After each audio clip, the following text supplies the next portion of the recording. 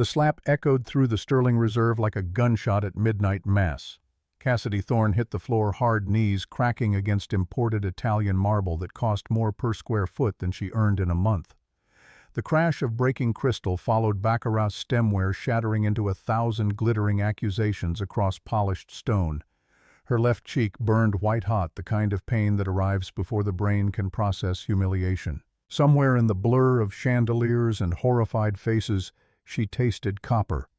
Blood from where her teeth had cut the inside of her mouth. Constance Hartley towered above her diamond-laden hands, still raised face twisted into something between rage and triumph.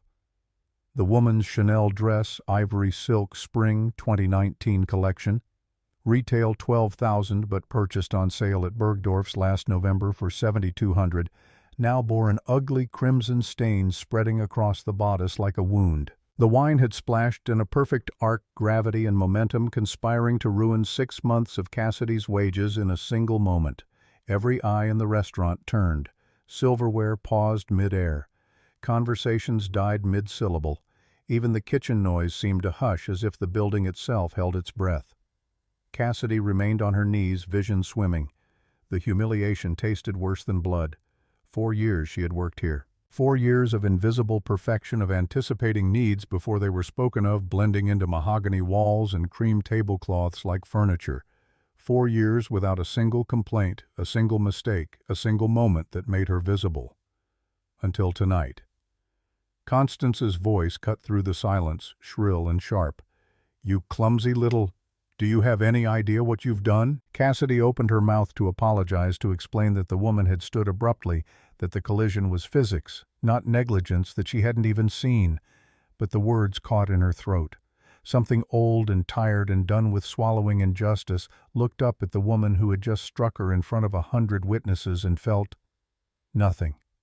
No fear, no shame, just a cold, clear awareness that this moment would define everything that came after.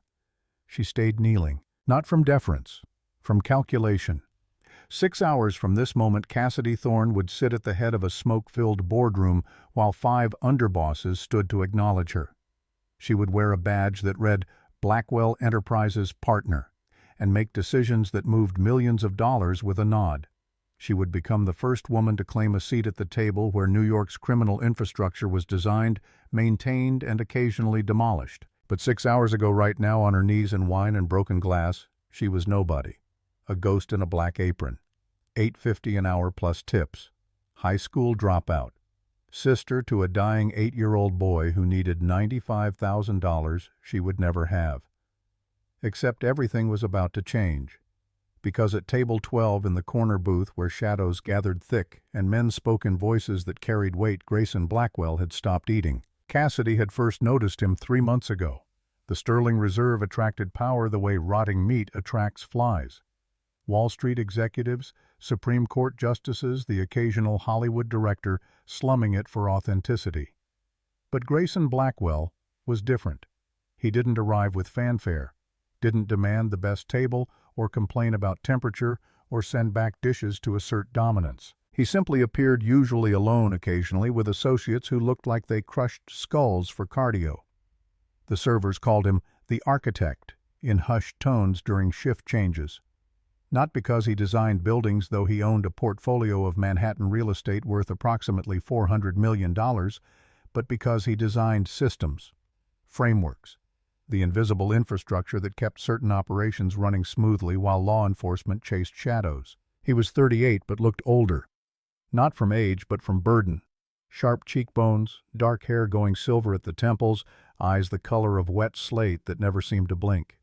He wore suits that cost what Cassidy earned in 6 months and moved with the economy of someone who understood violence intimately enough to avoid wasting it. Tonight, he had arrived at 8:15 sharp with a woman who looked like she had been engineered in a laboratory specifically to photograph Wells' Scarlet Web heiress to a pharmaceutical fortune future wife, to a future senator, if the tabloids had their timelines right.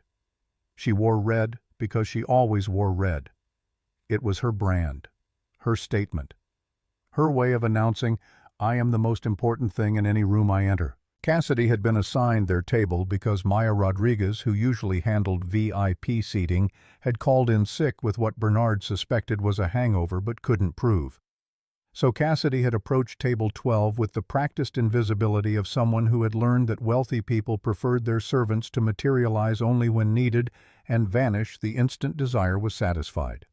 She had taken their order, recited specials, recommended wine pairings with the mechanical precision of someone who had done this 2,000 times. And Grayson Blackwell had looked at her. Really looked. Not the way men usually looked at women in service positions, through them, past them at the general concept of assistance, rather than the specific human providing it. He had met her eyes for exactly 3 seconds, nodded once, and returned to his menu. 3 seconds. Long enough for Cassidy to notice he was reading Inferno in the original Italian between courses. Long enough to catalog the scar bisecting his left eyebrow, the slight callus on his right index finger, consistent with regular firearms practice the way his shoulders never fully relaxed even in a 5-star restaurant. Long enough to recognize a predator pretending to be civilized. She had brought their wine, 1994 Screaming Eagle Cabernet Sauvignon, $8,500 for a bottle that tasted like blackcurrant and tobacco, and the kind of patient wealth that could afford to let grapes age 3 decades.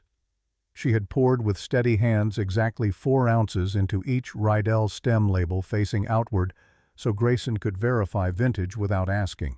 He had nodded approval. She had vanished. And then Constance Hartley, drunk on champagne and righteous indignation about something her husband had said or hadn't said or had looked at while not saying, had stood abruptly from table 7 without checking her surroundings and collided with Cassidy mid-pour. Physics took over. Momentum plus mass plus expensive wine equaled disaster. The bottle had slipped. Cassidy had caught it. Her father had drilled reflexes into her young enough that they bypassed conscious thought, but the wine already in Scarlett's glass had sloshed, splashed, and painted Constance's ivory Chanel in Napa Valley's finest vintage. For a heartbeat, Cassidy had hoped reason would prevail. An accident. Clearly an accident. Anyone with eyes could see. Then the slap. Bernard appeared at her elbow. Now manager, face firmly in place. Professional concern, masking calculation about liability and Yelp reviews and whether the Hartleys would sue. He was 56, balding, and had worked hospitality long enough to know that blame always flowed downhill. His hand gripped her shoulder with just enough pressure to communicate, "Do not make this worse." "Mrs. Hartley, please accept our deepest—" Constance cut him off with a gesture that would have looked imperious if her face wasn't flushed red from 3 glasses of Veuve Clicquot consumed too quickly. "I want her fired immediately. Do you know who my husband is?" Everyone knew. Senator Clayton Hartley, New York's senior representative to Congress, chairman of the Appropriations Committee, rumored frontrunner for next year's gubernatorial race. A man whose influence could make or break establishments like the Sterling Reserve with a single phone call to the health inspector. Bernard's grip on Cassidy's shoulder tightened. His voice dropped to a whisper only she could hear. "Apologize. Now. Profusely." Cassidy looked up at Constance Hartley, at the wine-stained dress and diamond earrings that could pay for Tucker's treatment 3 times over, at the satisfied cruelty and pale blue eyes that had probably never known a day of real consequence. She thought about her brother in a hospital bed 6 blocks away, body eating itself from the inside while leukemia cells multiplied faster than doctors could kill them. Thought about the billing department's latest call, "Miss Thorne, we need to discuss payment options for Tucker's upcoming CAR-T therapy. The total comes to $95,000. Can you commit to a timeline? Timeline, such a pleasant word for how long before you let your brother die?" Cassidy had $680 in her checking account. Her credit cards were maxed. Her student loans from the semester of college she'd managed before dropping out to raise Tucker had gone to collections. She picked up extra shifts washing dishes at an Albanian diner in Queens under a fake name because even criminal enterprises needed labor off the books. She needed this job, needed the health insurance that covered 30% of Tucker's medication, needed the steady paycheck that kept the lights on in their 4th-floor walk-up in a building Grayson Blackwell apparently owned, but had never bothered to renovate. Bernard's fingers dug into her collarbone. "Apologize." Cassidy opened her mouth, tasted blood and humiliation, and 4 years of swallowing her pride for survival. The words that came out surprised everyone, including her. "Ma'am, the wine on your dress is 1994, Screaming Eagle from Oakville, Napa Valley. Current auction value approximately $8,500.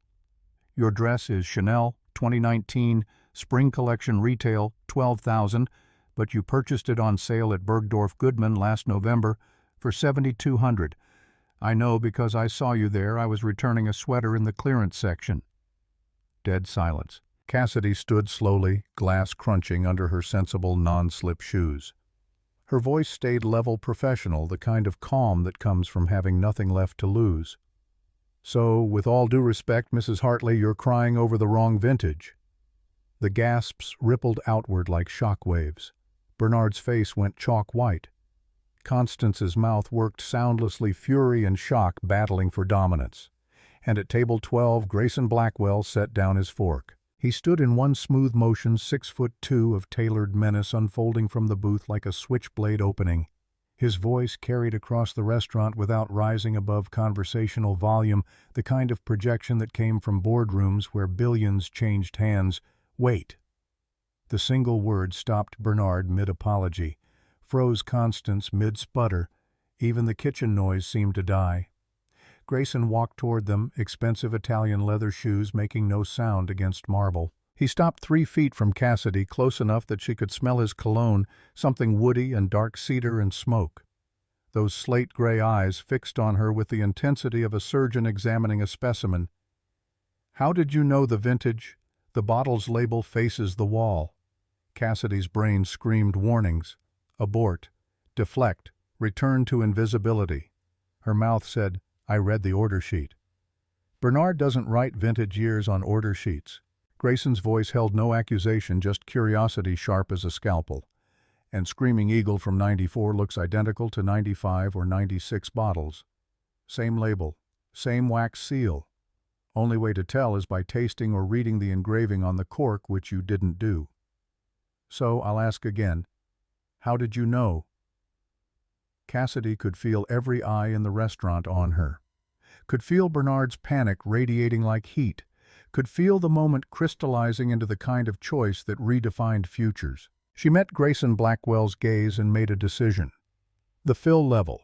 94 had drought conditions, lower yield, more concentrated fruit. The evaporation rate over 30 years creates distinct ullage. 94 sits exactly 2.3 inches below cork. 95 and 96 sit at 2.6. I could see the neck fill from across the room. Something flickered in Grayson's eyes. Not surprised men like him didn't broadcast surprise, but recognition. The look of someone who had just discovered an unexpected asset. He picked up the wine list from a nearby table, 80 pages of leather-bound selections organized by American viticultural area, no translations, no dumbed-down descriptions. Flipped to page 47 without checking the index. "Read this out loud." Cassidy glanced at Bernard. The manager looked like he was watching his career catch fire in real time, but couldn't decide whether to extinguish the flames or roast marshmallows. She took the list. "Read 2007 Harlan Estate, Oakville, a Napa Valley. Tasting notes, blackcurrant graphite cigar box with underlying minerality, suggesting volcanic soil composition. Recommended pairing 60-day dry-aged beef, preferably ribeye or New York strip, seasoned minimally to allow wine structure to dominate." Grayson nodded slowly. "Now tell me why 2007 specifically. Not 2008, not 2006. What makes that year worth the $3,000 premium?" This was a test. Cassidy could feel it the way animals sense storms coming. Could feel everyone watching Bernard calculating insurance premiums. Constance seething in wine-stained silk. Scarlet Webb examining her nails with studied boredom. And Grayson Blackwell predator eyes locked on her, waiting to see if she was prey or something more interesting. Cassidy's father had taught her the answer to this question when she was 14 years old, standing in a vineyard in Sonoma while he explained terroir like it was scripture. Before she knew, he was FBI. Before she knew his wine expertise was cover for infiltrating money laundering operations. Before the brakes failed on the Taconic Parkway and she watched him die steering their car away from a school bus while she jumped from the passenger door at 60 miles per hour. Before everything burned down and left her with a traumatized 5-year-old brother and a lifetime of questions she would never get to ask. She looked at Grayson Blackwell and saw a man who collected information the way dragons hoarded gold, saw someone who would recognize expertise when presented with it, saw her one chance to become something other than invisible. 2007 had severe drought conditions across Napa Valley. Rainfall dropped 40% below average. For lesser vineyards, that meant stressed vines and mediocre yields. But estates like Harlan with deep-rooted old vines and meticulous water management produced small clusters of intensely concentrated fruit. The phenolic development was extraordinary. Tannin structure like architecture. The wine has another 20 years of aging potential, but it's drinking beautifully now because the alcohol integration is flawless. 2008 was cooler, more elegant, but lacks the power. 2006 was warmer, but the grapes came in too ripe, jammy, lacking complexity. 2007 is the Goldilocks vintage. Perfect balance between power and finesse. She paused, then added, "And you're serving 60-day dry-aged ribeye tonight, which needs a wine with enough backbone to stand up to that kind of fat and umami development. The 07 Harlan won't just pair, it'll elevate. The 08 would get lost. The 06 would overwhelm." Silence.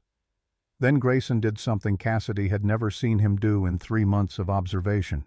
He smiled. Not the polite grimace wealthy people deployed like social currency, but a genuine expression of interest that transformed his face from intimidating to merely dangerous. He turned to Bernard. "What's her education background?" Bernard looked like a man who had just realized the fire was spreading to load-bearing walls. "High school, some college, I believe. She's been with us 4 years. Excellent record." "High school." Grayson looked back at Cassidy. "No formal sommelier training, no master certification, no degree in viticulture or enology." "No, sir." "Who taught you?" The question landed like a fist to the sternum. Cassidy's throat tightened. "My father." "And where is he now?" "Dead." The word came out flat, final. No room for follow-up questions. She wouldn't answer. Grayson studied her for a long moment, then nodded once decision made. "You're wasted here." He pulled out his phone, tapped the screen twice. "I'm transferring $10,000 to your account right now. Compensation for emotional distress caused by assault." He glanced at Constance, who looked ready to spontaneously combust. "That slap was captured by 4 security cameras. I own the company that monitors this building's surveillance. The footage is already backed up to 3 separate servers. You can sue Mrs. Hartley, settle for 6 figures easily, or you can take the 10 grand and walk away. Your choice." Cassidy's phone buzzed. She pulled it from her apron pocket with shaking hands. Notification from her bank deposit received. $10,000. Her vision blurred. $10,000. More money than she'd ever had at once. Enough for 2 months of Tucker's medication. Enough to buy time to figure out the remaining $85,000. Grayson continued, voice never rising above conversational volume, but carrying across the restaurant like a courtroom verdict. "Starting Monday, you work for me, $10,000 per week. Wine consultant for my private collection and business acquisitions. Health insurance included full coverage, no co-pays, no deductibles. I'll have my lawyer draw up the contract." Cassidy's mouth opened, closed. Her brain screamed that this was insane, impossible, a trap disguised as salvation. Her mouth said, "I don't work for criminals, Mr. Blackwell." The second gasp of the night rippled through the Sterling Reserve. Bernard made a sound like a tire deflating. Scarlet Webb's head snapped up from her phone, eyes wide with something between horror and delight. Grayson's bodyguards, 2 granite-faced men who had been sitting at a nearby table pretending to be investment bankers, shifted weight onto the balls of their feet, ready to escalate from furniture to violence in under 2 seconds. But Grayson just laughed, not the polite chuckle of someone diffusing tension, but genuine amusement. "Then work with me. 1 job, tomorrow night. Wine authentication for a private acquisition. It pays $95,000 cash. The number hit Cassidy like voltage. 95,000. Exactly what Tucker needed. Down to the dollar. Which meant Grayson Blackwell had researched her, knew about Tucker, knew about the leukemia and the experimental CAR-T therapy and the billing department's calls, had probably known before walking into this restaurant tonight, had been waiting for the right moment to make his move. Cassidy's survival instincts screamed. This was predation dressed as opportunity. This was a trap baited with exactly the right amount of desperation. But Tucker had 8 weeks, maybe less, and she had $680. She looked at Grayson Blackwell at the scar through his eyebrow and the expensive suit and the eyes that calculated probabilities faster than computers and asked the only question that mattered, "What's the job?" His smile widened a fraction. "Sit down. We'll discuss it over dinner." He gestured to the empty chair across from him at table 12. Where Scarlett Webb had been sitting before Grayson's invitation became a dismissal. The supermodel stood with barely concealed fury, gathered her clutch, and stalked toward the exit without a word. Every person in the Sterling Reserve watched Cassidy Thorne, waitress, high school dropout. Nobody walked to table 12 and sit across from the most dangerous man in New York. Bernard's face had progressed from white to gray to a concerning shade of purple. Constance Hartley looked ready to call her husband, her lawyer, and possibly the National Guard. And Cassidy felt something she hadn't experienced in 3 years. The possibility that tomorrow might be different than yesterday.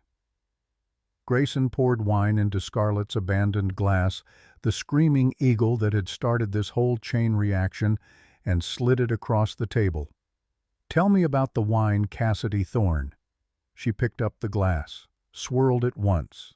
The legs ran slow and thick down the crystal evidence of high alcohol content and glycerin development from perfectly ripe fruit. She inhaled black currant, cedar, tobacco, vanilla from American oak aging, something darker underneath earth maybe, or the ghost of the drought that had defined the vintage.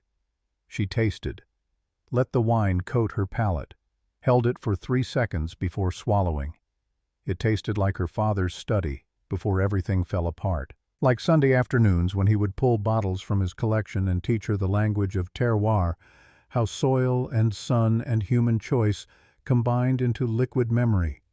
Like safety. Like the moment before the brakes failed and physics took over and her father made the choice to die so strangers' children could live. It tasted like the last time she remembered being anyone other than scared.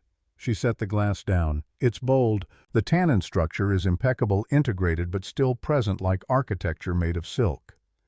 The fruit has evolved past primary flavors into something more complex. Leather graphite dried herbs. The finish lasts 45 seconds, maybe 50. It's a survivor. A survivor. Grayson repeated, something shifting in his expression. Like you. Cassidy met his eyes. I don't know what you mean. Your father taught you wine expertise that would require most people a decade of formal education to acquire. Then he died, leaving you with a 5-year-old brother to raise. You dropped out of school, worked 3 jobs, stayed invisible for 3 years. And tonight, when someone assaulted you in front of 100 witnesses, you didn't apologize. You didn't cry. You corrected her math. He leaned forward, elbows on the table. That's not survival. That's warfare, and I respect it. Cassidy's pulse hammered in her throat. This man knew too much, had researched too thoroughly, was offering too much money for a job he hadn't even described yet.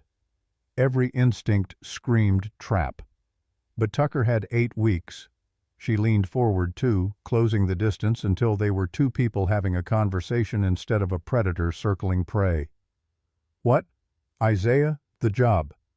Grayson reached into his jacket, pulled out a phone, tapped the screen, and slid it across the table. The image showed a wine bottle. Old glass, hand-blown, imperfect. A label in faded script, Stag's Leap Wine Cellars Cabernet Sauvignon, Cask 23, 1974. Cassidy's breath stopped. She knew this bottle. Every serious wine collector knew this bottle. The original entry to the Judgment of Paris, the 1976 blind tasting, where California wines had shocked the world by beating French Grands Crus. The bottle that had legitimized American wine on the global stage. The bottle that currently sold at auction for $500,000, if it was real. "Tomorrow night," Grayson said quietly, "there's a private sale, upstate New York. Collector claims this is the bottle signed by Warren Winiarski himself, authenticated provenance, the works. I'm bidding against Raymond Kessler." Cassidy's blood turned to ice water at the name. Raymond Kessler, the man who had killed her father, who had cut the brake lines on the Taconic Parkway because James Thorne, FBI Agent 4782, undercover for 8 years in wine smuggling operations, was 6 months from testifying before a grand jury. The man who had tortured a teenager named Marcus Blackwell for 3 days before killing him and dumping his body in the East River. The man who owned half the NYPD, a quarter of the judiciary, and enough political connections to make investigations disappear like morning fog. Grayson watched her face carefully. "You know the name." It wasn't a question. Cassidy forced her voice steady. "Everyone knows Raymond Kessler." "But you know him personally." Grayson tapped his phone again. A new image appeared, James Thorne's FBI personnel photo. "Your father wasn't a wine broker. He was Federal Agent Deep Cover in Kessler's operation, and he didn't die in an accident." Cassidy's hands clenched into fists under the table. Her voice came out cold enough to frost glass. "How long have you known?" 3 months. Since the first time you corrected a guest's wine order in perfect Sonoma OVA classifications. Since you identified a 2015 Camus by sight despite the label being turned away. Since you moved through this restaurant like someone trained to observe and remember everything." He paused. "Your father taught you more than wine, Cassidy. He taught you tradecraft." The word hung between them like a blade. Cassidy thought about running, about grabbing her coat and walking out and disappearing the way she'd learned to disappear when Kessler's people had come looking after the funeral, about taking Tucker and vanishing into the American heartland where men like Grayson Blackwell and Raymond Kessler played their games far from flyover country. But Tucker had 8 weeks, and she had $680. And this man, this predator in a $5,000 suit, was offering her $95,000 to authenticate a bottle of wine. Nothing was ever that simple. She looked at Grayson Blackwell and asked the real question, "What aren't you telling me?" His smile returned sharp and approving. "The bottle's fake. I'm 90% certain, but I need someone with your expertise to confirm it before Kessler wastes $500,000 on theater." "Why do you care if he wastes money?" "Because every dollar Raymond Kessler spends on fake status symbols is a dollar he can't spend on his actual business, which is money laundering for the Sinaloa cartel through counterfeit wine sales." Grayson's voice hardened. "Your father spent 8 years building a case against him. Died before he could testify. I want to finish what Agent Thorne started." "Why?" "Because Raymond Kessler killed my brother." The words landed like a physical blow. Cassidy stared at him, connecting pieces. Marcus Blackwell, the teenager tortured and murdered 10 years ago. Grayson would have been 28, old enough to remember, young enough to build an empire fueled by revenge. She understood revenge, had nursed it like a coal in her chest for 3 years while Tucker fought cancer and she fought to keep them both alive. But revenge didn't pay for CAR-T therapy. "The job," she said carefully, "you want me to authenticate the bottle as fake, publicly, in front of Kessler. I want you to authenticate it as real. Let him buy it. Let him waste $500,000. Then I want you to help me prove his entire operation runs on counterfeits. Bring down his empire the way your father tried to, but this time we use his own greed against him." Cassidy's mind raced. This was insane. This was suicide.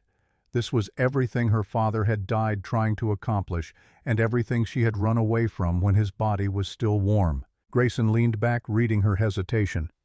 $95,000, cash, delivered to St. Luke's Hospital billing department before Tucker's next treatment cycle, plus full medical coverage for both of you, plus protection, my protection from anyone who might connect you to Agent Thorne.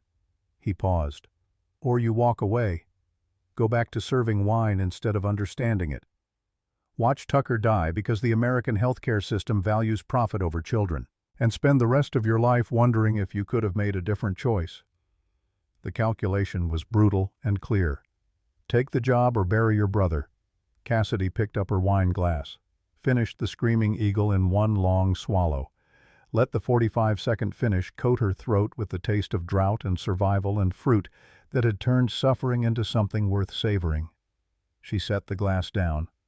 I authenticate the bottle tomorrow night. You pay Tucker's treatment. Then we're done. I don't join your war. I don't finish my father's crusade. I take the money and disappear. Grayson extended his hand across the table. Deal. Cassidy shook it. His grip was warm, firm, and carried the certainty of someone who always got what he wanted. As their hands separated, Grayson's phone buzzed. He glanced at the screen. His expression shifted, something cold and calculating sliding into place. My driver will pick you up tomorrow at 8 p.m. Dress formally. The auction's in Albany, old railroad money pretending to be sophisticated. We'll fly private. He dropped $500 bills on the table without counting, for Bernard's trouble, and Cassidy. Don't research Raymond Kessler tonight. Don't look up Marcus Blackwell. Don't do anything that might show up on internet search histories or phone records. Men like Kessler monitor data. If he knows you're coming, we're both dead before we reach Albany. He walked toward the exit, bodyguards falling into formation behind him like planets orbiting a dark star. Cassidy sat alone at table 12, surrounded by the wreckage of her old life and the terrifying possibility of something new. Her phone buzzed. Text from an unknown number. This is Grayson Blackwell. Your father was a good man. He deserved better than what Kessler gave him. So does your brother. See you tomorrow. GB. She stared at the message until the screen went dark. Then she stood, walked to the server station, and found Bernard having what looked like a minor cardiac event behind the bar. He looked up at her approach, face doing complicated things between relief and fury. Cassidy, you can't. She untied her apron, folded it neatly, set it on the bar next to the register where she'd clocked in 4 hours ago expecting another invisible shift. I quit. Then she walked out of the Sterling Reserve and into the October night where the first snow of the season had begun to fall like evidence being erased. 6 blocks away, Tucker slept in a hospital bed, blood counts dropping while leukemia cells multiplied, and billing departments calculated the monetary value of an 8-year-old's life. Tomorrow night, Cassidy would fly to Albany with a man who collected information like weapons and authenticate a wine bottle that might be worth $500,000 or might be elaborate theater designed to bankrupt her father's killer. Tomorrow night she would become visible, but tonight she pulled out her phone and called the one person who would understand. St. Luke's Hospital. How may I direct your call?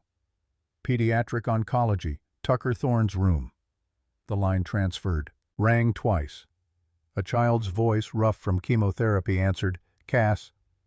Hey, buddy. How you feeling? Tired. Dr. Morrison says I can't have the treatment yet. Says we need to wait for something. I don't remember what. Payment.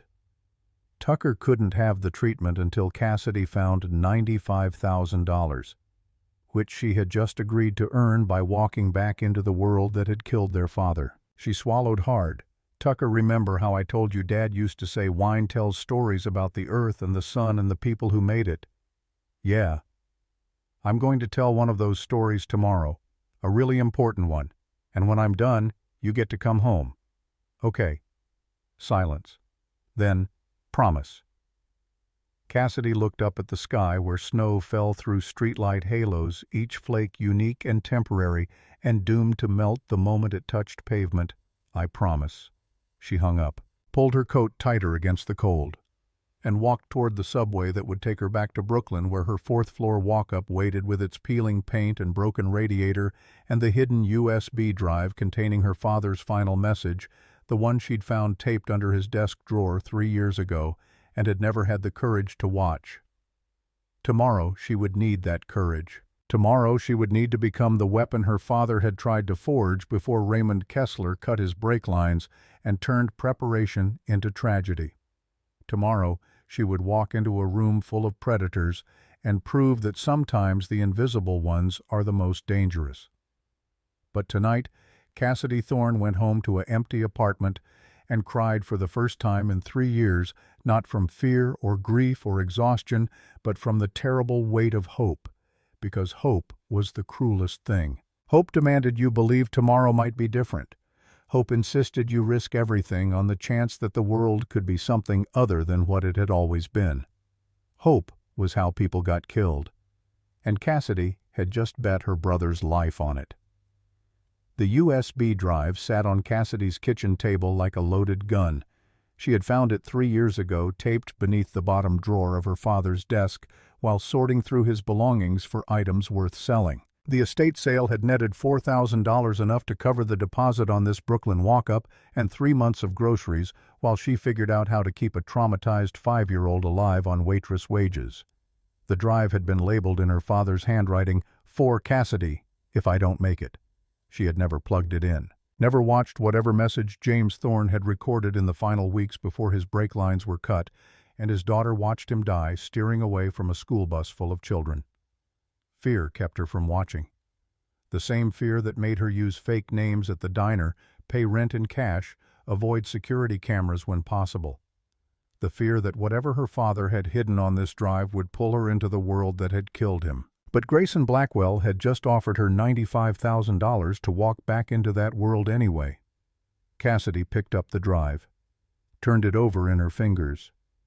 The plastic was warm from sitting under the lamp, ordinary and innocuous as a pen cap. She opened her laptop, a 7-year-old Dell held together with electrical tape and prayers. Inserted the drive. Double-clicked the single file. Final_message.mp4. The video player opened. Her father's face filled the screen. James Thorne looked haggard. Gray stubble covered his jaw. Dark circles ringed eyes that had once sparkled with warmth but now held only exhaustion, and something that looked like resignation. He wore a wrinkled button-down shirt, sleeves rolled to the elbows, and sat in what Cassidy recognized as the basement office of their old house, the one they'd lost to debt 6 months after this video was recorded. He cleared his throat. "Cass, if you're watching this, I'm gone, and I'm sorry. For everything. For the lies. For the danger I put you in. For leaving you alone with Tucker." His voice cracked on Tucker's name. He paused, collecting himself. "You know by now I wasn't a wine broker. I was FBI deep cover in Raymond Kessler's operation for 8 years. What you don't know is why." He leaned forward, forearms on the desk. 10 years ago, Marcus Blackwell kid, 18 years old, wanted to be an architect, got grabbed by Kessler's crew. They thought he had evidence on their money laundering operation. He didn't. They tortured him anyway, kept him alive for 3 days in a warehouse in Red Hook, trying to make him confess to things he didn't know. James's jaw tightened. "I was the agent assigned to Marcus's case. I was supposed to protect him. I failed. By the time we tracked the warehouse, Marcus was dead. Dumped in the East River with his fingers broken and cigarette burns covering 70% of his body." Cassidy's stomach turned. She had known Marcus was murdered, hadn't known the details, wished she still didn't. "The FBI closed the case," her father continued, voice bitter. "Insufficient evidence. Kessler had alibis, witnesses, judges in his pocket, so I volunteered to go undercover. Spent 8 years building a new case from the inside. Learned the wine smuggling operation was cover for laundering cartel money, millions of dollars moved through fake auction sales. Counterfeit bottles sold to collectors who never checked authenticity because Kessler's reputation was flawless." He pulled out a folder, held it up to the camera. "I documented everything. Ledgers, audio recordings, video of murders, enough to put Kessler away for life and dismantle his entire network." He set the folder down. 2 weeks ago, Kessler grabbed Tucker from school, held him for 6 hours, told me if I testified Tucker would disappear. I agreed to back off the case. Cassidy's breath stopped. Tucker had been kidnapped. She had been 14, remembered her father picking Tucker up late from kindergarten, remembered the boy being quiet and clingy for days afterward, had assumed it was just Tucker being 5. "But I couldn't let Kessler walk," James said quietly. "Not after Marcus, not after the 32 other victims I documented. So I made a plan. I would testify. Tucker would go into witness protection with you. We'd disappear, start over under new names." He paused. "I transferred $2 million from Kessler's operation into a hidden account. Insurance money. Enough for you and Tucker to live comfortably while the case went to trial. The account information is encrypted on this drive. Passcode is your mother's birthday, the year, month, day, all 6 digits." Cassidy's hands shook. $2 million. Sitting in an account she didn't know existed while she worked 3 jobs and rationed Tucker's medication. "But Kessler found out," James continued. "Don't know how. He cut my brake lines 3 days before the grand jury testimony. I knew something was wrong. The pedal felt soft that morning. Should have checked. Should have been more careful." His eyes welled. "I made you drive that day because I thought if Kessler's people were watching, they'd see you behind the wheel and assume I wasn't important enough to target. I put you in danger to protect myself. That's on me." He wiped his face roughly. "When the brakes failed, I had one choice. Let the car hit that school bus, kill maybe 10 kids, or steer us into the guardrail and hope you'd jump. You jumped. Thank God you jumped." Tears streamed down Cassidy's face, now hot and bitter. "The evidence is hidden," James said. "I couldn't risk keeping it digital, too easy to hack. So I printed everything, put it in waterproof cases, and buried it. The location is encoded in the account password. Same 6 digits, but they're GPS coordinates. Latitude and longitude split down the middle." He leaned closer to the camera. "Cassidy, listen carefully. The man who will help you is Grayson Blackwell, Marcus's older brother. He spent 10 years building power to take down Kessler legally. He's a criminal, runs real estate schemes, launders money through construction projects, probably has killed people. But he's a criminal with a code. He won't hurt you, won't hurt Tucker. Will honor a deal if you make one." James paused. "Trust him. Finish what I started. Use the evidence to destroy Kessler. And then run. Take Tucker and disappear so deep even Blackwell can't find you. Because men like that, Cass, they don't let assets walk away. Once you're valuable, you're owned." The video ended. Screen went black. Cassidy sat frozen, processing. Her father had known Grayson Blackwell, had planned for them to work together, had hidden evidence somewhere encoded in her mother's birthday. She pulled out her phone, Googled GPS coordinates converter. Her mother had been born March 14, 1984, birthday 031484, split down the middle, 03.1484 and 03, 1484. No, that made no sense. Latitude required 2 digits before decimal for Northern Hemisphere. Longitude 3. Try 03.14 and 84. No, New York wasn't at 84 degrees longitude. Wait. Her father had said split down the middle. 3 digits each. 031 and 484. Latitude 31.0 degrees north. Longitude 48.4 degrees west. She plugged the coordinates into the converter. Hit search. The map loaded. Dropped a pin in the middle of the Atlantic Ocean, roughly 300 miles off the coast of Napa Valley. Number wrong ocean. Longitude ran the other direction. Longitude 48.4 west would be... She checked the map. Middle of the Atlantic, nowhere near land. Cassidy rubbed her temples. Her father wouldn't have hidden evidence in the ocean. Must be reading the code wrong.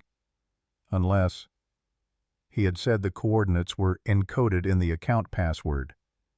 Not that they were the password. Maybe the password revealed the coordinates. She pulled up the file directory on the USB drive. Found a second file. Account_info.encrypted. She tried her mother's birthday as the password 031484. Access denied. Tried variations. March 14th, 84, March 14th, 84, 840314. All denied. Her phone buzzed. Text from Grayson Blackwell. Car picks you up 8 p.m. tomorrow. Bring nothing that can be traced. No phone, no ID, no credit cards. I'll provide everything you need. Sleep well. You'll need it. Cassidy stared at the message. Tomorrow she would get on a private jet with a man who had spent 10 years accumulating power for revenge. A man her father had trusted but also warned her about. A man who knew things about her she hadn't told him. She looked back at the laptop, at the encrypted file she couldn't open and the coordinates that led to empty ocean. Her father had given her a puzzle, one she couldn't solve tonight. She closed the laptop, pocketed the USB drive, and tried to sleep in an apartment that suddenly felt less like sanctuary and more like a cell where she waited for the world to catch up and reclaim her. Morning arrived with gray light and the sound of her upstairs neighbor's television playing game shows through thin walls. Cassidy showered, dressed in her nicest outfit, a black pencil skirt and cream blouse purchased from Goodwill 3 years ago for Tucker's kindergarten graduation, looked at herself in the bathroom mirror, and saw a stranger. Someone who had spent 3 years trying to be invisible suddenly forced into visibility by desperation and $95,000. Her phone rang. Unknown number. She answered, "Hello. Miss Thorne, this is St. Luke's Hospital Billing Department. I'm calling about Tucker's upcoming CAR-T therapy. We have you scheduled for intake on November 3rd, but we still show an outstanding balance of $95,000. Can you confirm payment will be received before that date?" The woman's voice was professionally neutral, the kind of neutrality that came from making these calls 50 times a day to families whose children were dying while administrators calculated profit margins. Cassidy's throat tightened. "Payment will be received. I'm working on it." "I understand, Miss Thorne. However, our policy requires confirmed payment 72 hours before procedure. If we don't receive funds by October 31st, we'll have to reschedule Tucker's treatment." October 31st, 3 days from now. "I'll have the money," Cassidy heard herself say. "I promise." "I certainly hope so. Tucker's oncologist has indicated the treatment window is narrowing. Delays could significantly impact outcomes." Medical euphemism for, "Wait too long and your brother dies." Cassidy ended the call, sat on her bed, put her head in her hands and tried to remember how to breathe. A knock on the door made her jump. She looked through the peephole, saw a man in a black suit holding a garment bag and a briefcase. One of Grayson's people. She opened the door on the chain. "Can I help you?" The man held up credentials, driver's license, business card for Blackwell Security Consulting. His voice was professional, almost bored. "Mr. Blackwell asked me to deliver these items. Formal attire for tonight's event plus documentation you'll need. May I come in?" Cassidy hesitated, then unlatched the chain, let a stranger into her apartment because she had already committed to trusting a bigger stranger with her life tonight. The man entered, set the garment bag on her couch, the briefcase on her kitchen table, pulled out a tablet. "I need you to review and sign several documents: non-disclosure agreement, liability waiver, employment contract. Mr. Blackwell's lawyer prepared everything this morning." Cassidy unzipped the garment bag. Inside a cocktail dress, deep emerald silk designer label she didn't recognize but could guess cost more than her monthly rent. Shoes to match, jewelry in a velvet box. She opened the briefcase, found a new phone, top-of-the-line smartphone already activated, a wallet containing $5,000 in cash, credit cards in her name with no spending limit, and a New York driver's license with her photo, but listing an address in Tribeca. "Where did you get my photo?" The man's expression didn't change. "Mr. Blackwell has access to DMV records. The documents, Miss Thorne." She read through the contracts. The NDAs were standard, agree not to disclose anything about tonight's event or Blackwell's business operations. The liability waiver was more concerning. Employee agrees to hold Blackwell Enterprises harmless for any injury, death, or legal consequences resulting from duties performed. This says I can't sue if I get killed. Correct. Do you have questions about the terms? Cassidy thought about Tucker in a hospital bed with 8 weeks to live. Thought about her father's video and the encrypted file she couldn't open and the evidence buried somewhere she couldn't find. Thought about the fact that she had already sold her soul for $95,000. Signing a piece of paper wouldn't make it more sold. She signed all 3 documents, initialed every page, dated and time-stamped. The man collected the paperwork, handed her the tablet. Fingerprint here and here. Confirms receipt of advance payment. What advance payment? He pulled up a banking app on the tablet. Showed her an account in her name with a balance of $50,000.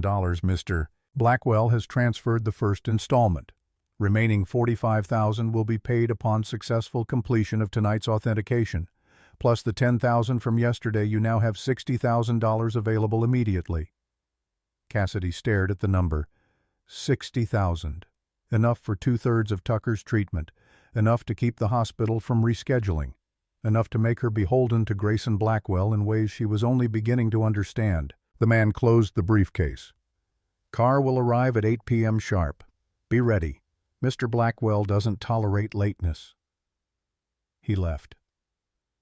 Cassidy locked the door behind him and stood in her tiny apartment surrounded by designer clothes and untraceable money and the growing certainty that she had just made a deal with someone far more dangerous than Raymond Kessler. Because Kessler was a criminal. Brutal, efficient, connected.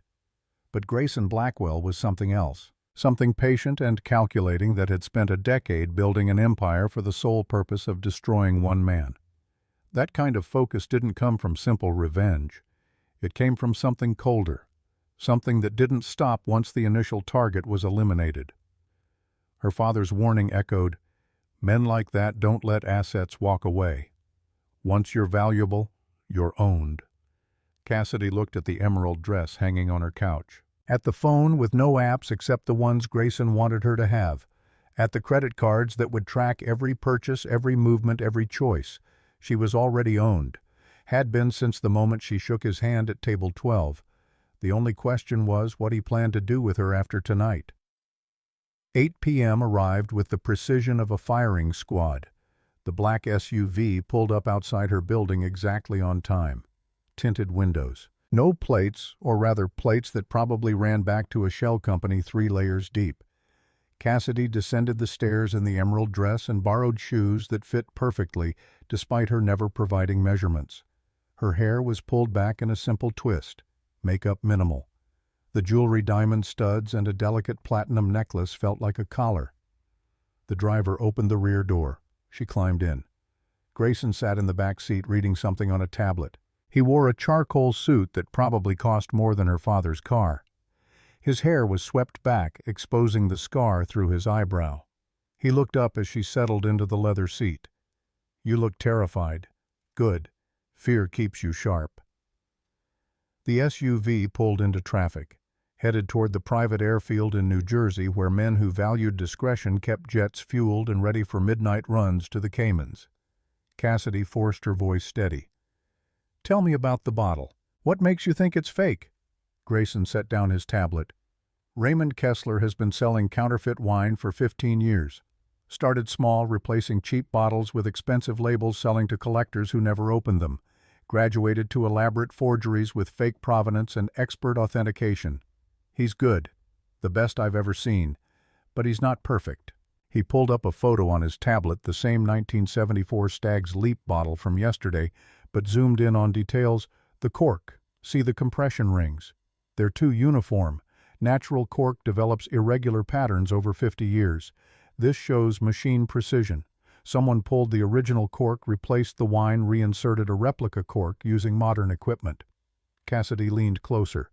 The label, also suspicious. The paper has micro tears consistent with aging, but the ink hasn't faded properly. UV spectroscopy would show modern synthetic pigments instead of period-appropriate dyes. And look at the signature. He zoomed further. The handwriting attributing the bottle to Warren Winiarski appeared slightly smudged. That's not ink degradation. That's someone copying a signature with too much pressure smearing while wet. Original signatures from the 70s would have oxidized to brown by now. This is still black. Cassidy studied the image. But you can't prove it's fake without opening the bottle.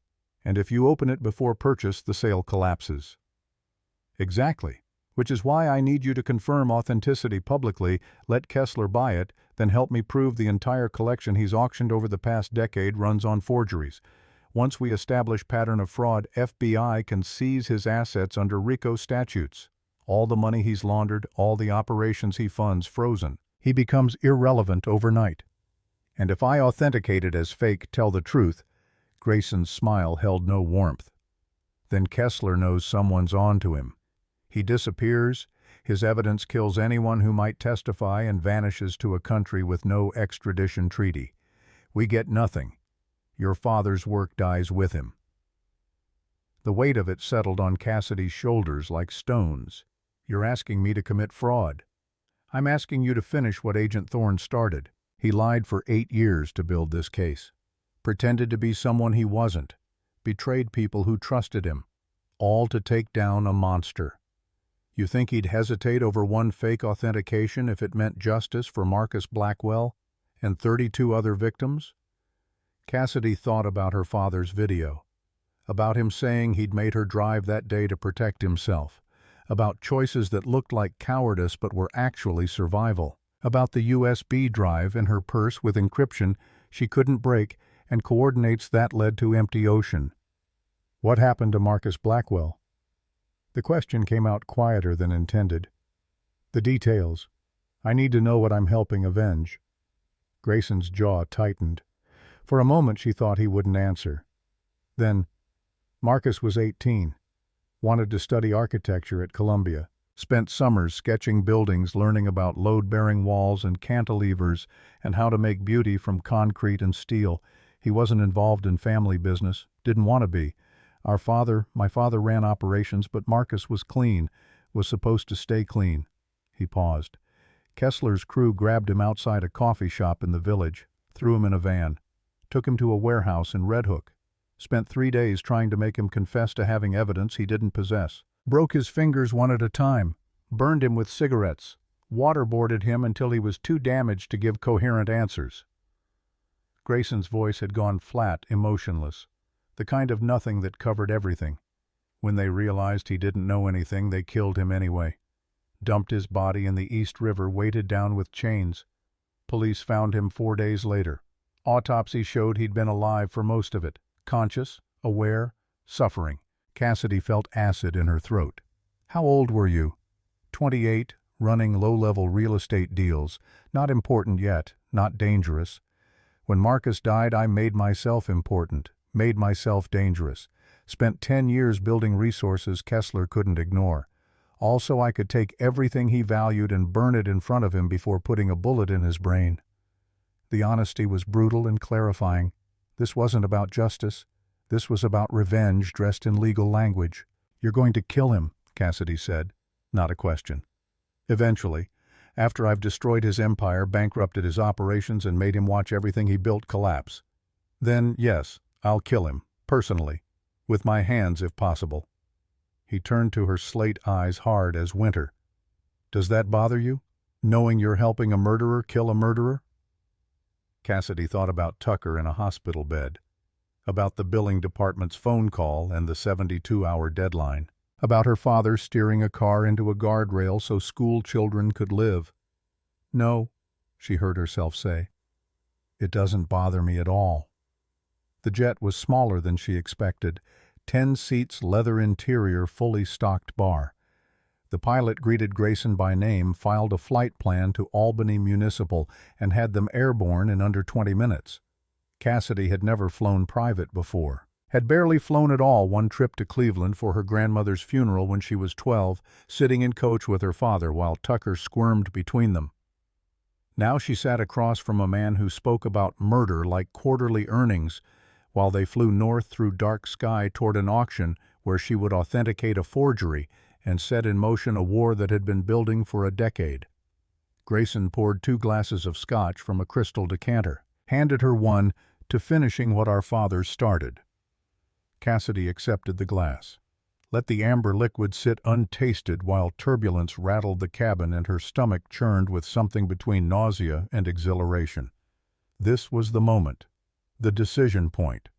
She could drink, commit, fully become whatever Grayson Blackwell needed her to be. Or she could set down the glass, ask the pilot to turn around, walk away from $95,000, and Tucker's treatment, and the chance to make her father's death mean something. She looked at Grayson, at the scar through his eyebrow, and the patient cruelty in his expression, at the man who had spent 10 years building an empire from grief. She drank.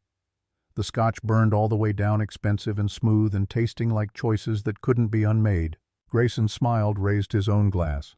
"Welcome to the war, Cassidy Thorne." The plane touched down at Albany Municipal 40 minutes later. A car waited, another black SUV with tinted windows and a driver who didn't speak. They drove 30 minutes north into old railroad country where 19th-century fortunes had built mansions that now stood as monuments to American excess. The estate appeared at the end of a tree-lined drive, 3-story Victorian, perfectly maintained, lights blazing from every window. 20 cars filled the circular drive. Bentleys, Maybachs, one Rolls-Royce that probably cost more than Cassidy would earn in a lifetime.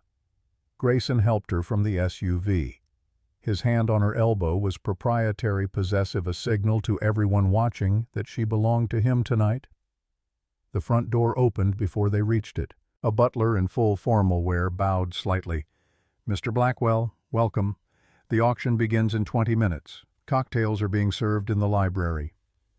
They entered. The foyer was marble and mahogany oil paintings worth millions covering walls, a chandelier that looked like it belonged in Versailles. And standing near the staircase, champagne flute in hand, was Raymond Kessler. He looked exactly like his photos. 53, silver hair, perfectly coiffed, tailored suit that probably cost $20,000, eyes like a shark's. Cold, empty, calculating. He saw Grayson, smiled, walked over with the confidence of someone who owned the room and everyone in it. "Blackwell, didn't expect to see you here. Thought you only collected real estate, not wine." Grayson's expression didn't change. "I collect history, Raymond. Wine is just liquid memory." Kessler's eyes flicked to Cassidy, lingered, assessed her the way men assess acquisitions. "And who's this your sommelier?" Grayson's hand tightened on her elbow. "Wine consultant. Miss Thorne has expertise in California vintages." The name landed. Cassidy watched Kessler's face for recognition, saw nothing but polite interest. Either he didn't remember killing James Thorne, or he was very good at hiding it. "Miss Thorne," Kessler extended his hand. "Raymond Kessler, pleasure." Cassidy stared at the hand that had ordered her father's murder, at the manicured nails and expensive watch and complete absence of conscience. She shook it. His grip was dry, firm, brief, pleasure. "Blackwell's lucky to have found you," Kessler continued. "Good wine experts are rare. Most people can't tell the difference between a $50 bottle and a $5,000 bottle once you blind them." "Most people don't pay attention," Cassidy heard herself say. "They drink the label, not the wine." Kessler laughed, genuine amusement in the sound. "Exactly right. I like her, Blackwell. Keep her close." He walked away, rejoined a cluster of men near the fireplace who all looked like they laundered money before breakfast. Cassidy's hands shook. She had just touched the man who killed her father, had spoken to him, had made him laugh. Grayson leaned close, voice low. "Breathe. You did perfectly. He has no idea who you are." "How can he not remember he killed my father?" "He's killed a lot of people. Your father was just another loose end tied off. Don't take it personally. Use it." The callousness should have shocked her. Instead, it clarified. This was the world her father had infiltrated for 8 years, where human life was measured in operational security and profit margins, where a man could order brake lines cut and forget about it before his morning coffee. A bell chimed. The butler's voice carried through the foyer. "Ladies and gentlemen, the auction will begin in 5 minutes. Please proceed to the viewing room." They filed through double doors into a converted ballroom. 40 chairs arranged theater-style facing a small stage. On the stage, a single pedestal with a single bottle under museum lighting. The 1974 Stag's Leap Cabernet Sauvignon Cask 23. The bottle that had beaten France and legitimized American wine. The bottle that was probably worth $500,000. The bottle that was definitely, certainly, unquestionably fake. Cassidy took her seat next to Grayson in the third row. Kessler sat front and center, flanked by bodyguards who looked like they crushed concrete for fun. The auctioneer appeared elderly man, white gloves, cultivated accent that suggested Oxford by way of Connecticut. "Good evening, distinguished collectors. Tonight we present an extraordinary piece of wine history. The 1974 Stag's Leap Wine Cellars Cabernet Sauvignon, Cask 23, the very bottle entered in the legendary Judgment of Paris. He gestured to the bottle with reverence bordering on religious, authenticated provenance, signed by Warren Winiarski himself, stored in temperature-controlled conditions for 50 years. This is not merely wine, ladies and gentlemen. This is American triumph captured in glass. He paused for effect. Opening bid, $200,000. 3 hands went up immediately. $220 from the gentleman in blue, $250 from the lady in red, $300,000 from Mr. Kessler. The bidding climbed. $350, $400, $425. At $450, only 2 bidders remained: Kessler and a woman in the back row wearing enough diamonds to buy a small country. $475, Kessler called out, not even looking at the competition. The woman hesitated, raised her paddle. $480. $500,000, Kessler said flatly. Silence. The woman lowered her paddle. The auctioneer scanned the room. $500,000 going once, going twice. Final authentication before sale. Grayson's voice cut through the tension. All eyes turned to him. Buyer has right to expert verification. I'd like my consultant to examine the bottle before bid is finalized. Kessler's expression hardened. The auctioneer looked flustered. Mr. Blackwell, the provenance has been thoroughly documented. Then verification should take 30 seconds. Miss Thorne. Everyone looked at Cassidy. She stood, walked to the stage on legs that felt like water. The auctioneer stepped aside reluctantly. She approached the bottle, removed it from the pedestal with careful hands. This was the moment. The choice that would define everything after. Tell the truth and watch Grayson's plan collapse. Watch Kessler walk away. Watch her father's killer continue laundering money and ruining lives and sleeping peacefully at night. Or lie. Authenticate a forgery. Commit fraud in front of 40 witnesses. Become complicit in whatever war Grayson was waging. She examined the bottle, turned it slowly under the light. The cork looked wrong, too uniform, machine compressed. The label's ink didn't show proper aging, too black, too sharp. The signature was traced, not original, pressure marks visible under close inspection. She spent 2 full minutes examining every detail, let the silence stretch until it became unbearable. Then she turned to face the room. Ladies and gentlemen, I have authenticated this bottle as genuine. 1974, Stag's Leap Wine Cellars. Cask 23, signed by Warren Winiarski, with provenance consistent with the Judgment of Paris collection. This is the real article. The room exhaled collectively. Kessler smiled, satisfied. Grayson showed nothing. The auctioneer recovered quickly. Excellent. $500,000 going once, going twice, sold to Mr. Raymond Kessler. Applause. Kessler stood, shook hands with the auctioneer, signed paperwork, transferring $500,000 for a bottle of fake wine. Cassidy returned to her seat. Her hands shook so badly she had to clench them in her lap. Grayson leaned close, voice barely audible. Well done. Now comes the hard part. They were halfway to the exit when Kessler's voice stopped them. Blackwell. A word. Grayson turned expression carefully neutral. Kessler approached bodyguards flanking him like battleships. I wanted to thank your consultant. Her authentication sealed the sale. You must let me compensate her for the trouble. He pulled out a checkbook. Expensive leather gold pen. How much, Miss Thorne? $5,010. Cassidy's throat closed. Taking money from her father's killer felt like swallowing glass, but refusing would raise suspicion. $5,000 is generous, she managed. Kessler wrote the check, handed it over. Consider it a token of appreciation, and please call me if you ever need work. Good authenticators are worth their weight in gold. He walked away, bodyguards in tow, carrying his $500,000 forgery like a trophy. Cassidy stared at the check. $5,000. Blood money. Payment for lying. Grayson took her arm.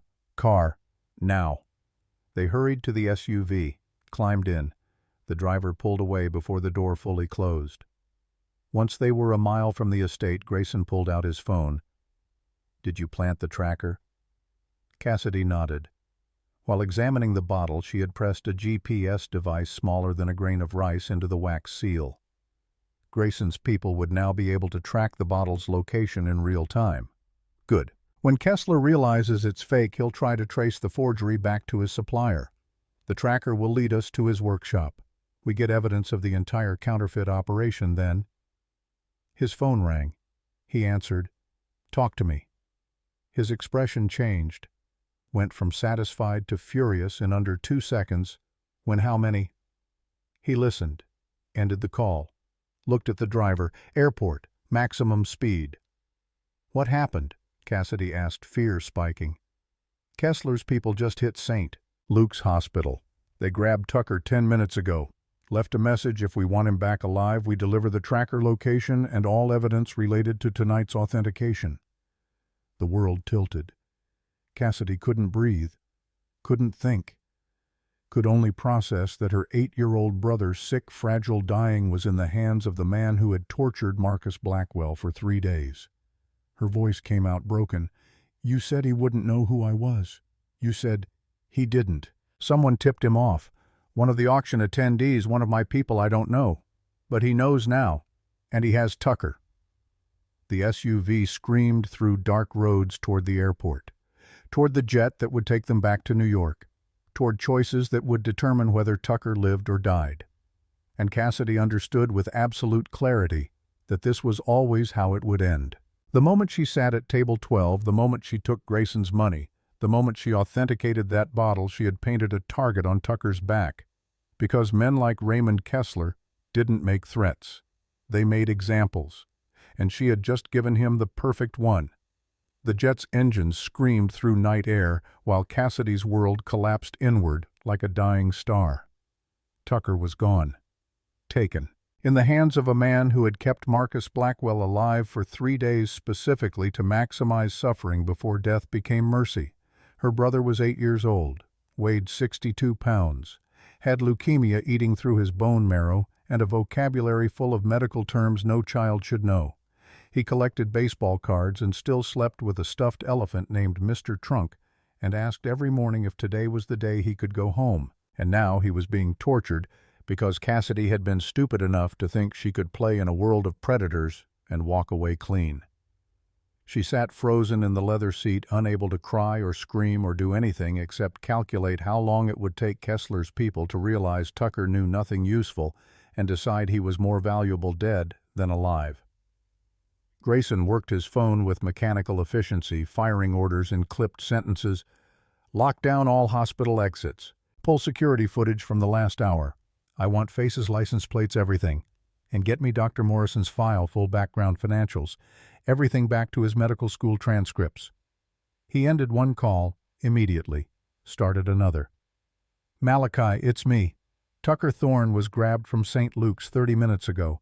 I need our people on every camera between the hospital and Red Hook. Kessler's still using his old warehouses. He's sentimental like that. Focus on Pier 47 and the building 3 blocks south." Cassidy's hand shot out, grabbed his wrist. "Stop giving orders and tell me how to get my brother back." Grayson met her eyes. No sympathy in his expression. No comfort. Just cold assessment. "You can't. Not alone.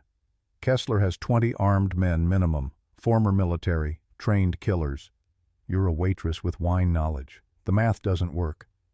"Then what do I do?" "You let me handle it. My people will locate Tucker within 2 hours.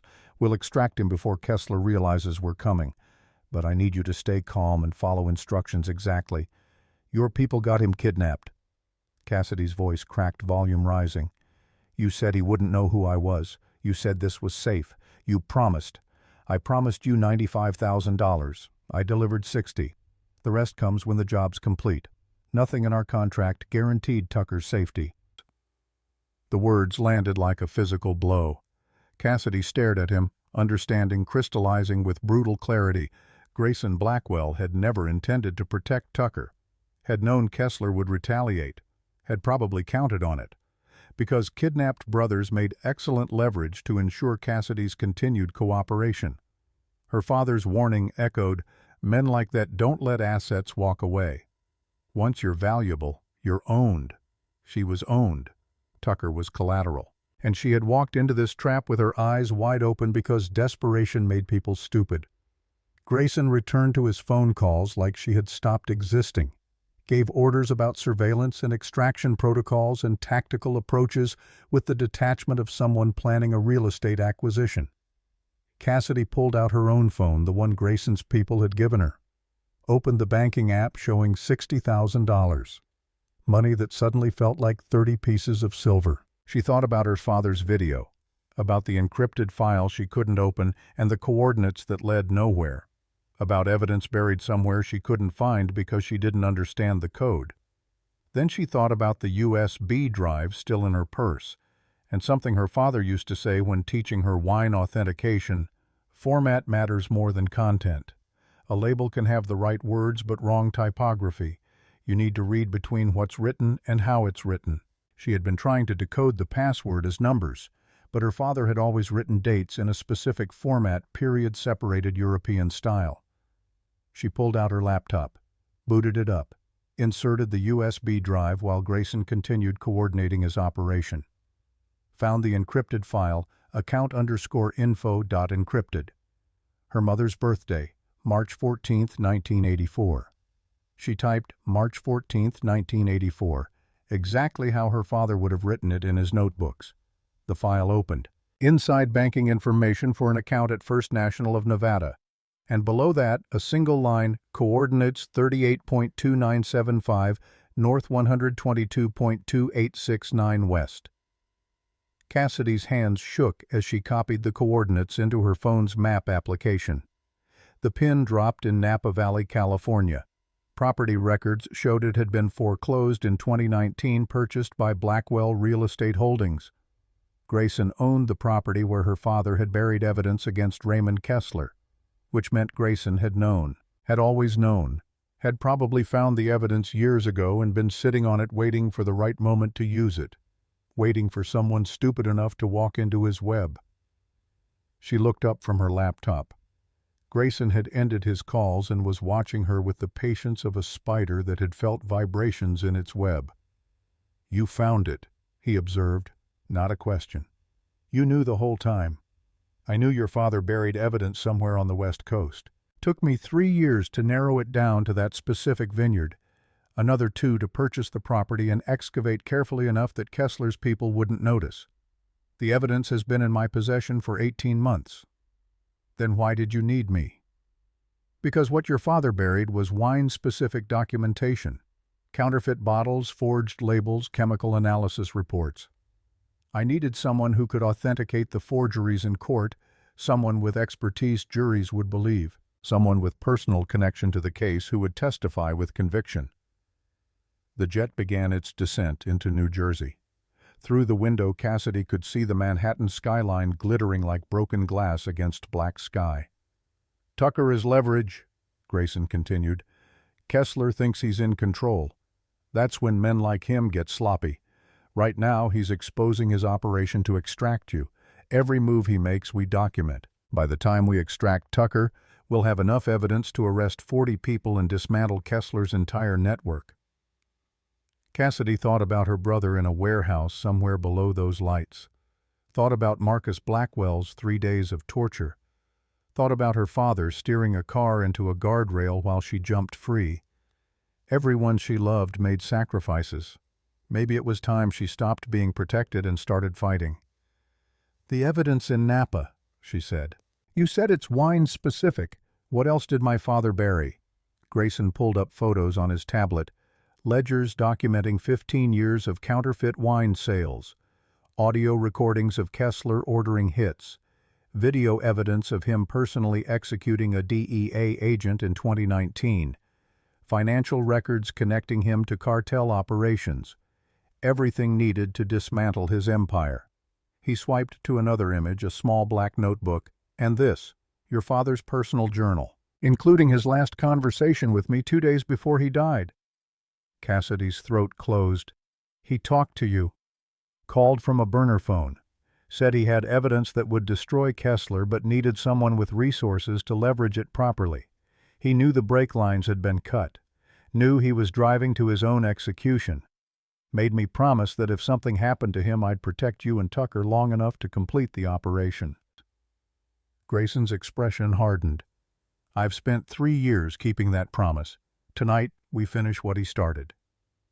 The plane touched down at 12:47 a.m. They transferred to an armored SUV and drove south toward Tribeca. Cassidy examined the USB drive more closely under the vehicle's interior lighting. Along the metal edge, barely visible, was an engraved serial number she hadn't noticed before: N38.50W122.47. More coordinates. She plugged them into her phone quietly. The map loaded dropped a pin 50 miles northeast of the Napa Vineyard Mountains above Lake Berryessa. Public land. National forest. Whatever her father had hidden there, Grayson didn't know about it. This was insurance. Her father's final ace evidence, hidden so deep that even if everything else was compromised, something remained that could burn everyone. She memorized the coordinates, deleted her search history, slipped the USB drive into her bra. The SUV pulled up outside a Tribeca warehouse converted into luxury loft space. Grayson's operations center occupied the top 3 floors, 6,000 square feet of surveillance equipment and tactical planning rooms. They took a private elevator to the penthouse level. The doors opened onto controlled chaos. 20 people worked stations monitoring security feeds from across the city. Wall-sized screens showed live footage of Pier 47 from 6 different angles. Thermal imaging revealed heat signatures inside Warehouse 315 guards, one small figure in the northeast corner that had to be Tucker. A woman in tactical gear approached late 30s Scar, running from temple to jaw. "Boss, FBI is requesting we delay extraction until they can position SWAT teams. They're concerned about civilian casualties." Grayson checked his watch. 1:23 a.m. "Tell FBI they have until 5:15. After that, we move with or without them. I'm not risking the kid because bureaucrats need paperwork." Cassidy stood watching thermal imaging track Tucker's small heat signature as he paced the northeast corner room, watched guards change shifts, watched the digital clock count down toward 5:15 a.m. and whatever violence would follow. Grayson guided her to a private office. "You should rest. We move in under 4 hours." "I can't rest while Tucker's—" "Then sit here and watch the monitors. But understand something, Cassidy. When we go into that warehouse, things will get violent. People will die. And if Tucker is in the wrong place when bullets start flying—" He let the implication hang. "So, if you have any doubt, any hesitation about what we're doing now, is the time to say so." Cassidy thought about her father saying he'd pretended to be someone else for 8 years, about choices that looked like betrayal, but were actually survival. "I don't have doubts," she said quietly. "I have a brother who needs to come home." Grayson studied her for a long moment, then nodded. "Your father would be proud, or horrified, possibly both." He left her alone with monitors showing her brother held prisoner 4 miles south. Her phone buzzed at 2:14 a.m. Text from Kessler's number. "4 hours, Miss Thorne. I hope you're making good choices." She stared at the message, at the casual cruelty of a man who thought he controlled the board. The hours crawled past. 2:30 became 3 o'clock. 300 became 3:47 when Kessler arrived at the warehouse in a black Mercedes, looking calm and confident. At 4 a.m., another text, 2 hours. At 5 a.m., the tactical team assembled 12 operatives in body armor, night vision equipment, suppressed weapons. Grayson pulled on his own tactical vest, checked a pistol. "I'm going in personally. Marcus was my brother. This is personal." He chambered around. "Your father made me promise to protect you and Tucker. After tonight, we're even. Your debt is paid, mine is settled." At 5:15, the convoy loaded into 3 SUVs. Grayson gestured for Cassidy to join the lead vehicle. "You stay in the car. Watch from mobile command. If something goes wrong, there's an envelope in the glove box. Cache new identity documents, instructions for accessing the Nevada account. You take Tucker and run." The vehicles cut through empty pre-dawn streets, reached Red Hook at 5:32 a.m. Grayson spoke into his radio. "All units sound off. Team 1 ready. Team 2 ready. FBI SWAT in position on perimeter. On my mark. 3, 2, 1, go. The teams moved like ghosts through darkness toward Warehouse 3. Cassidy watched from the SUV's monitor showing helmet cam footage. They breached simultaneously from south and north entrances, moved through corridors, clearing rooms in coordinated silence. First contact came on the ground floor. 2 guards playing cards. They looked up as flashlights pinned them. Federal agents, hands up. Both guards reached for weapons. Suppressed shots, foot, and both men dropped. Team 1 continued upward, hit the second floor, encountered 5 guards responding to the breach. Gunfire erupted. Real gunfire now. The helmet cam showed muzzle flashes, operatives taking cover, 1 guard going down clutching his leg. Contact second floor, multiple hostiles. Grayson's voice cut through chaos. Secure the northeast corner. Get that kid out now. Team 2 split off heading for Tucker's location. The helmet cam showed them stacking outside a steel door preparing to breach. The door exploded outward in a fireball. Cassidy screamed. The monitor went white with blast wash, then static as the camera operator went down. Man down, IED, at target location. Multiple casualties, Grayson was shouting. Team 2 status report.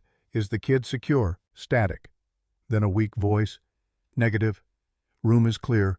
No hostage present. Tucker wasn't there.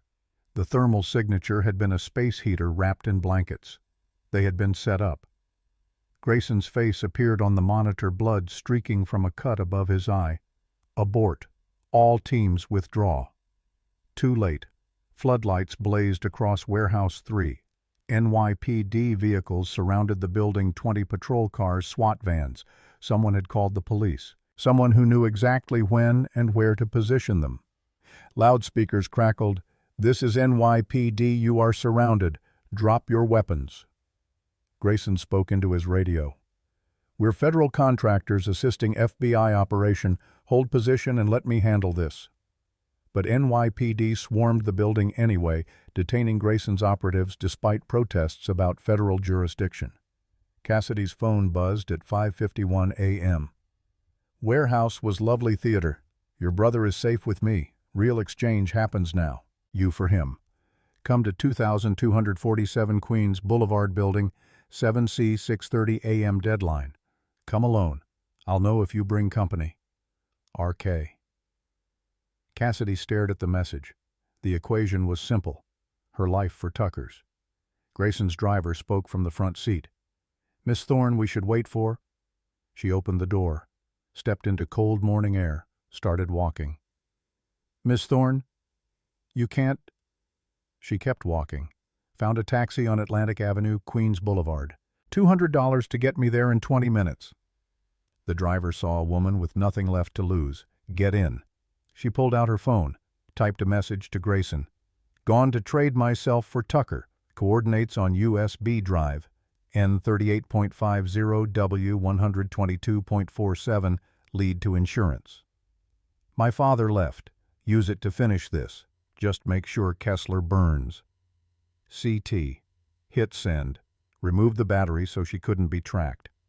The taxi pulled up outside the industrial park at 6:19 a.m., 11 minutes to spare. Cassidy paid the driver, walked into the complex of corrugated metal buildings. Found Building 7C. Knocked. The door opened immediately. Raymond Kessler stood in the doorway, flanked by 4 bodyguards. He checked his watch. 6:19, early. I appreciate punctuality, Miss Thorne. He stepped aside. Behind him, strapped to a chair in the middle of an empty warehouse, Tucker sat with duct tape across his mouth and terror in his eyes, but alive, unharmed. Cassidy stepped across the threshold. The door slammed shut behind her. Kessler gestured to his men. 2 bodyguards grabbed Cassidy, patted her down efficiently, found her phone wallet, the USB drive hidden in her bra. Kessler examined the drive. Interesting hiding place. What's on this? More wine authentication reports. Your father's secret recipe for Cabernet Sauvignon. He pocketed it without waiting for an answer. Now then. Kessler walked to Tucker, placed a hand on the boy's shoulder. Tucker flinched. Let's discuss terms. You authenticated my bottle as genuine. That was a lie. I had my own expert examine it, completely fake, which means you and Blackwell were working together to defraud me. He pulled a knife from his belt. Not threatening, just present. "I don't appreciate being made a fool, Miss Thorne. So here's what happens next. You're going to call Blackwell. You're going to tell him where I keep my counterfeit operation, the workshop, the forgers, everything. You're going to help him raid it and seize enough evidence to think he's won." Kessler smiled. "And then I'm going to kill both of you, because that workshop is a decoy. My real operation is in 3 other locations Blackwell will never find, but he'll die thinking he succeeded. That's the kindest death I can offer." "And Tucker," Cassidy's voice came out steadier than she felt. "The boy goes to foster care. I'm not a monster. Children are innocent." He paused. "Usually." Cassidy looked at Tucker, at his 8-year-old face and terrified eyes, and the absolute trust that his sister would save him. She thought about her father's insurance hidden in mountains north of Napa, about Grayson receiving her message right now, probably already dispatching people to excavate. She thought about the fact that she had just given Grayson Blackwell the one thing he needed to destroy both Kessler and anyone else who got in his way, had handed him leverage that would make him the most powerful criminal in New York, had potentially created a monster worse than the one she was trying to stop. But Tucker would live, would go to foster care, get adopted by a family who could afford his medical treatment, grow up away from this world of violence and revenge. That was worth any price. "I'll make the call," Cassidy said, "but I need proof Tucker gets released first." Kessler studied her, then nodded to one of his men. "Cut the boy loose. Put him in the car. Drive him to St. Luke's emergency entrance. Leave him there." The bodyguard cut Tucker's restraints. The boy ran to Cassidy, wrapped his thin arms around her waist. "Cass, I was so scared." "I know, buddy. I know." She held him tight, memorizing the feeling. "You're going to be okay. They're taking you to the hospital. Dr. Morrison will be there. You're safe now." "What about you?"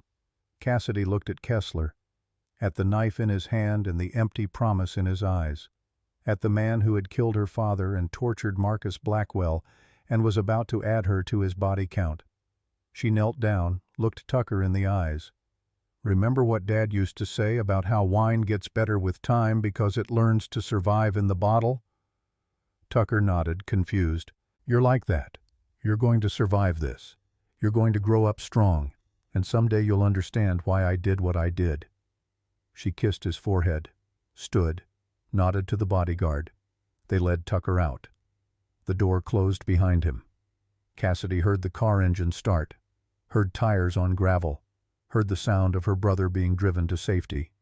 Then silence. Kessler gestured to a chair. "Sit, make the call." He handed her a phone burner untraceable. Cassidy dialed Grayson's number from memory. He answered on the first ring. "Cassidy. I'm with Kessler. He's offering a deal. He tells me where his counterfeit operation is located. You raid it. You get your evidence. Tucker goes free." Grayson's voice sharpened. "What's the catch?" "The catch is you have to trust me one more time. The coordinates I sent you, that's the real prize. Whatever you find there, use it. Finish what my father started." Silence on the line. Then, "Cassidy, if you're under duress. 2247 Queens Boulevard Building, 7C. Kessler's workshop is in the basement. Go now before he moves everything." She paused. "And Grayson, thank you for keeping your promise to my father." She ended the call. Kessler took the phone back. "Well done. Very convincing. Blackwell will rush over here thinking he's rescuing you. Instead, he'll walk into a kill box. My men are already in position." "You said you'd let Tucker go." "I did let him go. He's probably at the hospital by now, wondering why his sister sacrificed herself for him. He'll grow up with that guilt. Maybe it'll make him stronger, or maybe it'll break him." Kessler shrugged. "Either way, not my problem." He gestured to his bodyguards. "Take her to the basement. Make it quick. I have a meeting at 8. 2 men grabbed Cassidy's arms, started dragging her toward a steel door at the warehouse's far end. She didn't fight, didn't scream, just walked toward whatever death Kessler had planned. The basement door opened. Concrete steps descended into darkness. And then the world exploded. The building's front entrance blew inward not from Grayson's tactical team but from something much larger. Flashbangs detonated in sequence, blinding white light and deafening sound. Men in FBI raid jackets poured through the breach. "Federal agents, hands up, hands up!" Kessler's bodyguards reached for weapons. Mistake. FBI agents fired not suppressed shots like Grayson's people, but standard-issue Glocks that sounded like the end of the world in an enclosed space. Both men holding Cassidy went down. She dropped to the floor, covered her head as bullets tore through the warehouse. The firefight lasted 47 seconds. When it ended, 4 of Kessler's men were dead. 3 wounded, and Raymond Kessler himself stood with hands raised, knife still in his belt expression, finally showing something other than smug confidence. An FBI agent approached Cassidy. "Ma'am, are you Cassidy Thorne?" She nodded, ears ringing. "Your brother is safe at St. Luke's Hospital, and we need you to come with us. You're a material witness in a federal investigation." They pulled her to her feet, led her outside where dawn had broken, fully gray sky promising snow. Parked across the street, Grayson Blackwell's SUV. He stepped out, tactical vest still on cut above his eye, cleaned and bandaged, walked over to where FBI agents were loading Kessler into an unmarked car.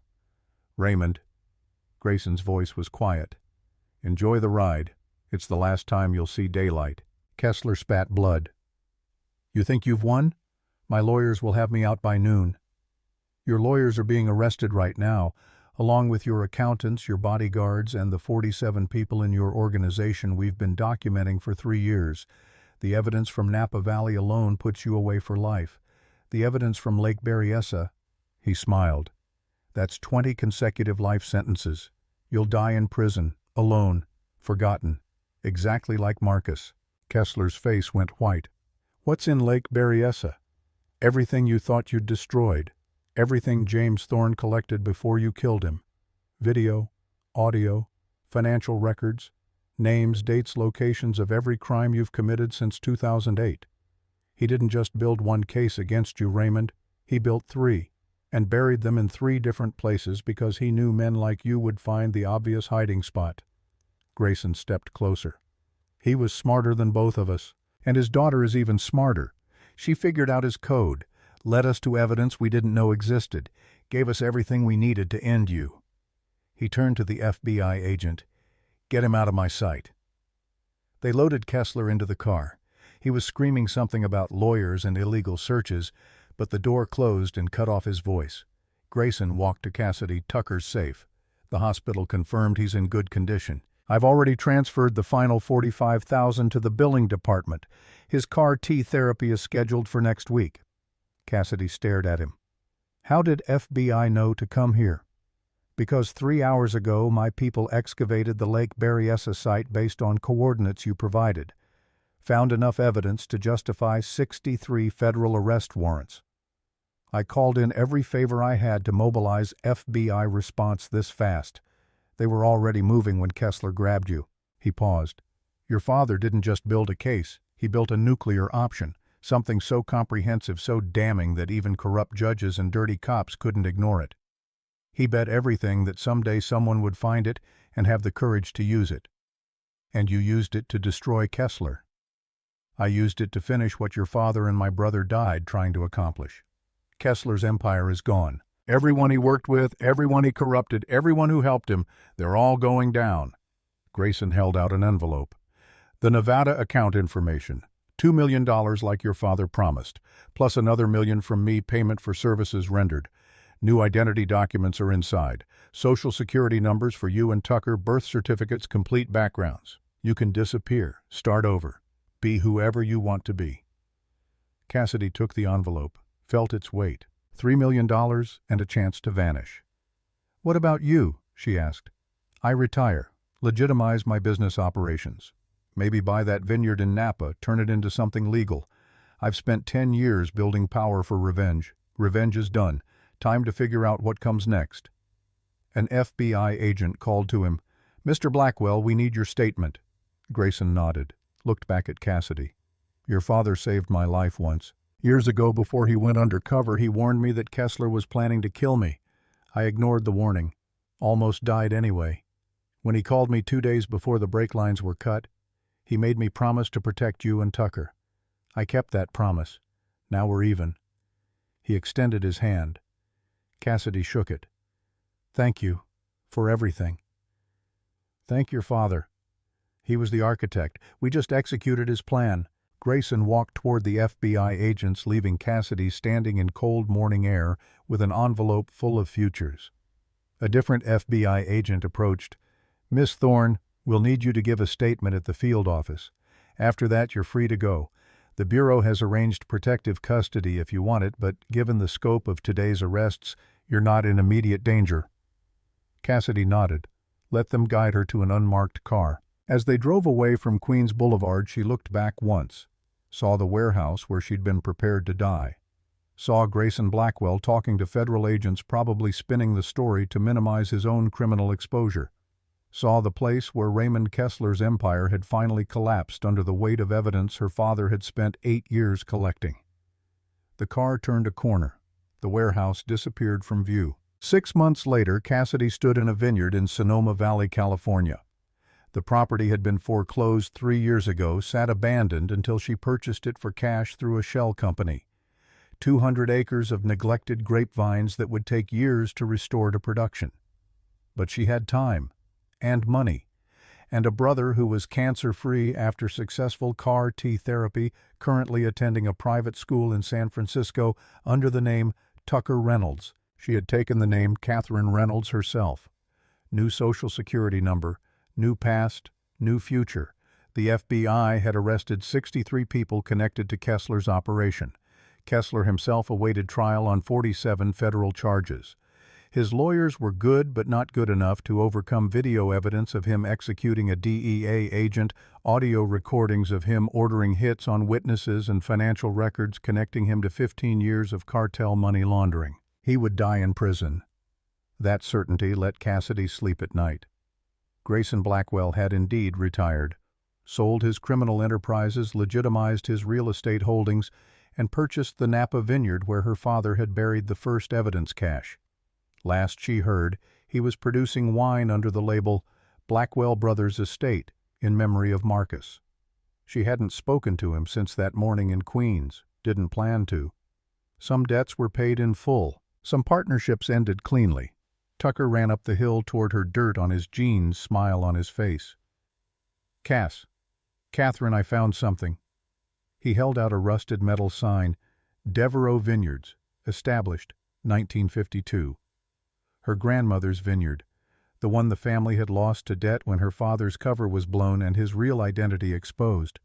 The property she'd just purchased without knowing its history until the title company sent over historical documents. Her father had taught her wine here, taught her terroir and vintage characteristics and how to read labels in 6 languages, taught her tradecraft disguised as family tradition, had prepared her for a war she didn't know she'd have to fight. Cassidy took the sign from Tucker. "We should hang this up, honor where we came from. Are we going to make wine here?" "Eventually. First we restore the vines, learn the land, figure out what we're doing." "Do you know what you're doing?" Cassidy looked across 200 acres of tangled grapevines and collapsed trellises and decades of neglect waiting to be transformed into something beautiful. Looked at her brother, alive and healthy, and asking questions about the future like he had one. Thought about her father's final lesson. Wine gets better with time because it learns to survive in the bottle. Pressure and darkness and isolation, they don't destroy wine. They transform it into something worth savoring. "No," she admitted, "I have no idea what I'm doing, but that's never stopped me before." Tucker laughed. They walked together up the hill toward the old farmhouse that would need 6 months of renovation before it was habitable. Behind them the sun set over Sonoma Valley, painting the sky gold and crimson and the deep purple of Cabernet Sauvignon grapes ready for harvest. Somewhere in New York, Raymond Kessler sat in a federal detention center awaiting trial. Somewhere in Napa, Grayson Blackwell was learning to grow grapes instead of grudges. And in Sonoma, Cassidy Thorne, now Catherine Reynolds, was learning that sometimes the best revenge wasn't destroying your enemies. It was outliving them, building something beautiful from the ashes they'd tried to scatter. Her father had spent 8 years gathering evidence for justice. She would spend the rest of her life making wine that tasted like second chances. That was a legacy worth dying for. or better yet, worth living for. The end.